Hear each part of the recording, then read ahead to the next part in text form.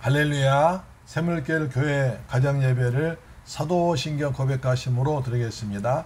나는 전능하신 아버지 하나님 천지의 창조주를 믿습니다. 나는 그의 유일하신 아들 우리 주 예수 그리스도를 믿습니다.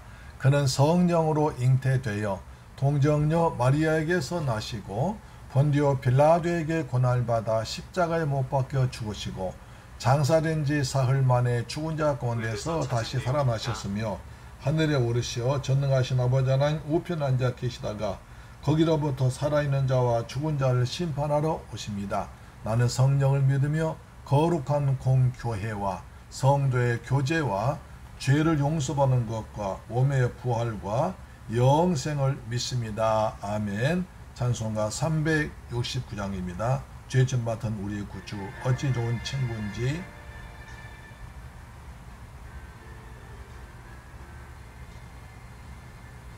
죄짐 맡은 우리 구주 어찌 좋은 친구인지. 걱정 근심 무거운 짐 우리 주께 맡기세. 주께 고함 없는 고로 복을 얻지 못하네.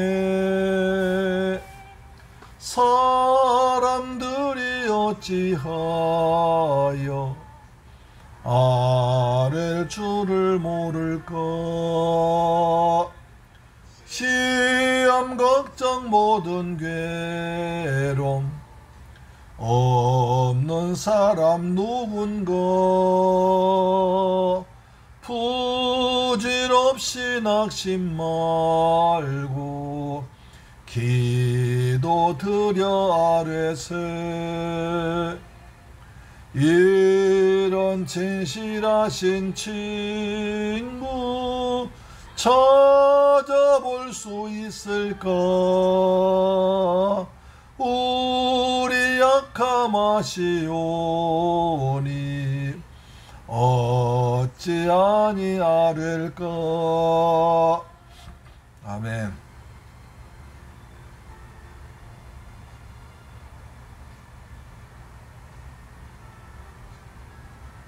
죄짐 맡은 우리 구주 신심 걱정 무거운 짐 아니 진자 누군가. 피난처는 우리 예수 주께 기도드리세. 세상 친구 멸시하고 너를 조롱하여도 예수 품에 안기어서 참된 위로 받겠네. 아멘. 할렐루야. 하나님 말씀 보겠습니다. 히브리서 12장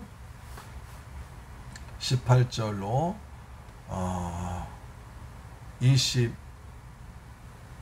24절까지 말씀 보겠습니다. 히브리서 12장 18절로 24절 말씀입니다. 같이 읽습니다. 시작.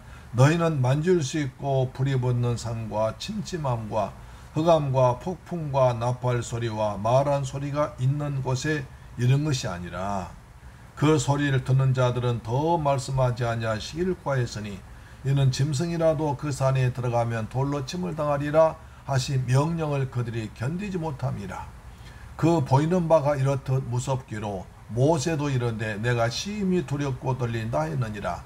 그러나 너희가 이른 곳은 시온산과 살아계신 하나님의 도성인 하늘의 예루살렘과 천만 천사와 하늘에 기록된 장자들의 모임과 교회와 만면의 심판자이신 하나님과 및 온전하게 된 의인의 영들과 새 언약의 중보자이신 예수와 및 아벨의 피보다 더 나은 것을 말한 뿌린 피니라.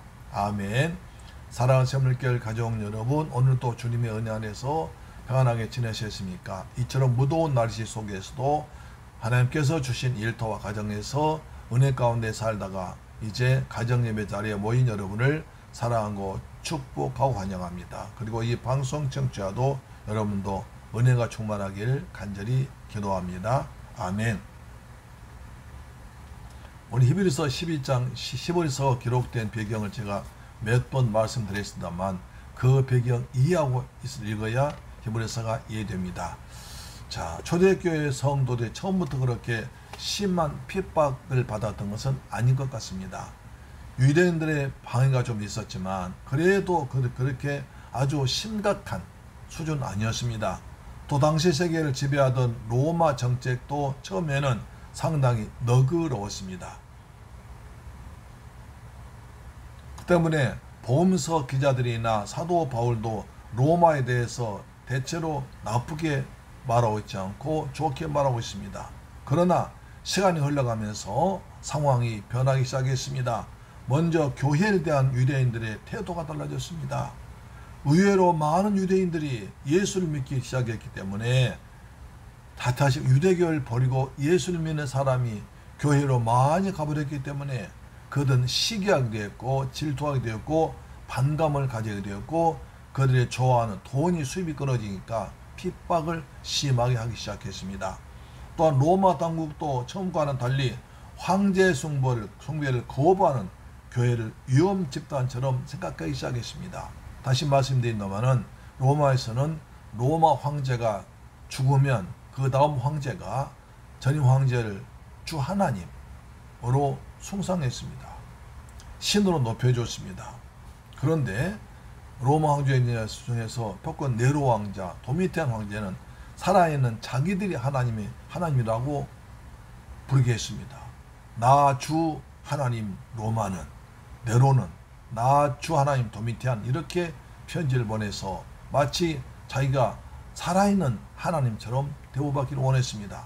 그래서 많은 또 관료들도 황제를 하나님으로 섬기는 것이 자기가 더 높아지는 것이기 때문에 그것을 허락했습니다. 그런데 오직 기독교인들만은 무슨 소리 하고 있는 거야? 당신 사람이야. 하나님이 아니야.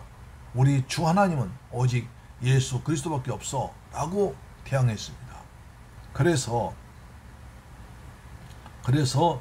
로마 체제를 대항하는 불순 세력으로 간주해서 교회를 핍박하기 시작했습니다. 로마 황제 중에는 자신의 실수를 교회 탓으로 돌림으로써 책임을 면하려고 하는 독고 네로 같은 사람도 나타났던 것입니다. 하여간 교회에 대한 핍박이 심해졌습니다. 유대인들이 핍박을 하죠. 그 다음에 로마 정부도 핍박하죠. 그 중에 또 이단들도 우상 숭배 종교들과 또 핍박을 합니다. 그들 모두가 다 한 마음 돼서 교회를 핍박했던 것입니다.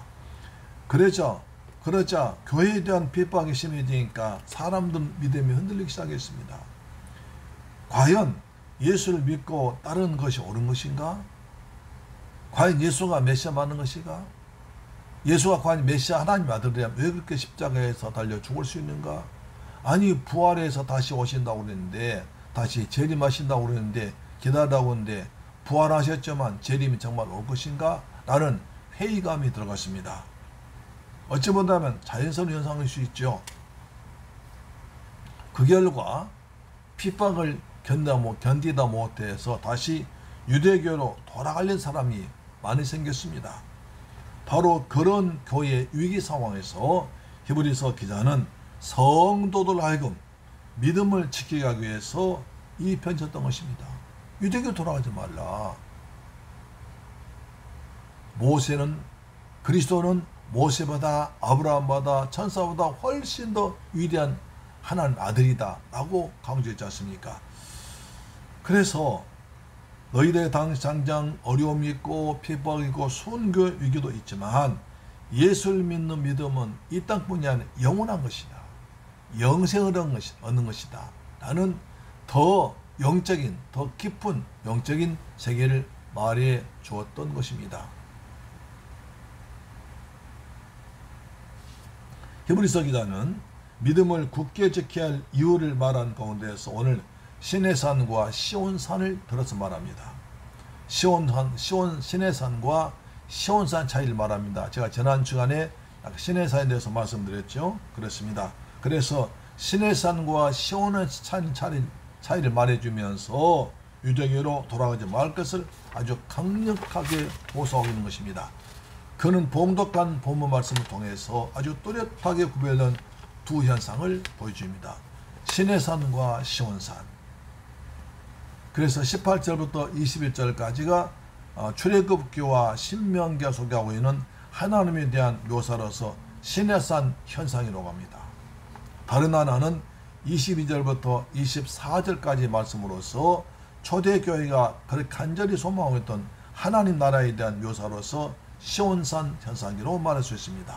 그렇다면 이 두 현상은 과연 어떤 차이가 있을까요? 다시 한번 우리가 말씀을 생각하면서 읽어보기로 합니다. 히브리서 기자는 말하고 있습니다. 너희는 만질 수 있는 불이 붙는 산과 침침함과 흑암과 폭풍과 나팔 소리와 말한 소리가 있는 곳에 이런 것이 아니다. 너희가 지금 도달한 것은 시내산이다.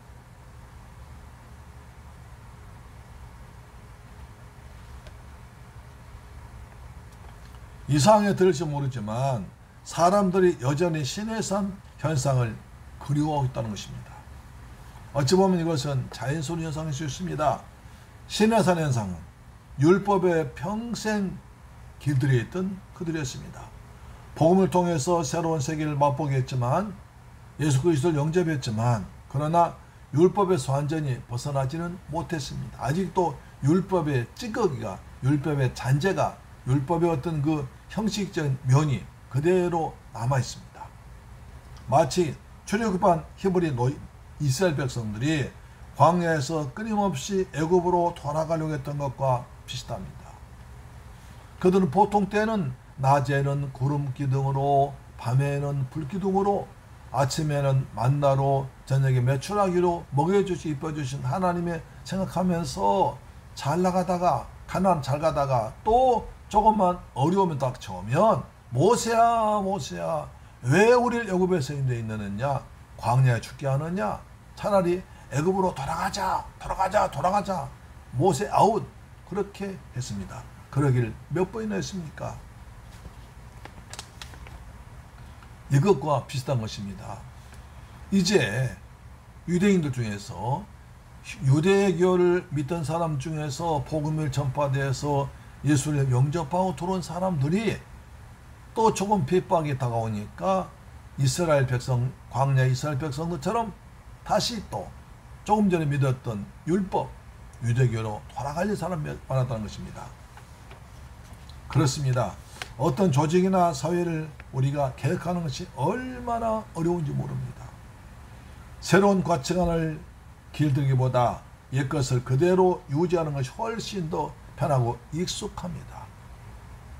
새로운 것에 대한 두려움도 있습니다. 그래서 우리는 조금만 편하면 옛날로 돌아가려고 하고 죄에 습관된 노예 근성이 나옵니다. 자, 그러면 시내산에서 무슨 일이 벌어졌습니까? 우리 본문에 말한 대로요. 하나님은 광야 생활을 시작한 히브리 노예들에게 하나님의 뜻을 구체적으로 계시하셨습니다. 바로 율법이 그것입니다.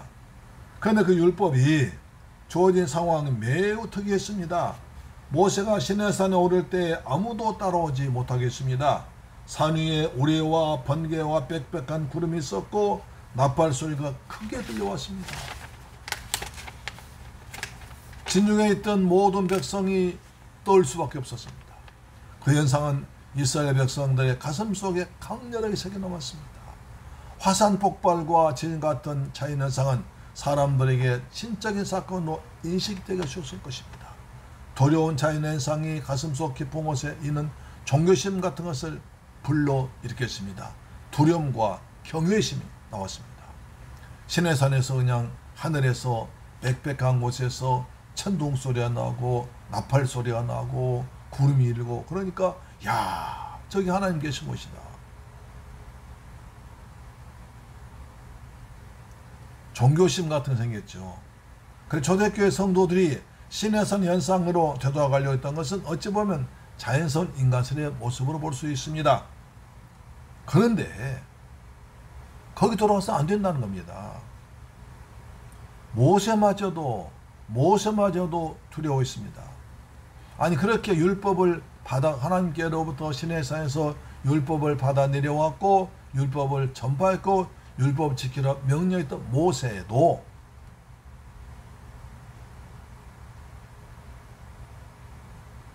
반석에서 물을 낼 때에 두 번째 하나님 말씀을 하지 않고 반석을 쳤습니다.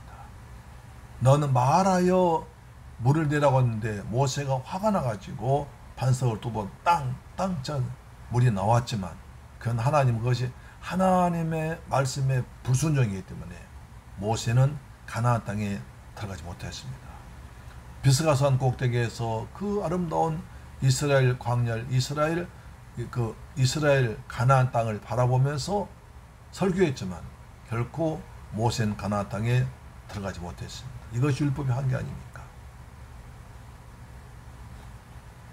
우리에게는 또 다른 산이 있습니다. 바로 시온산입니다.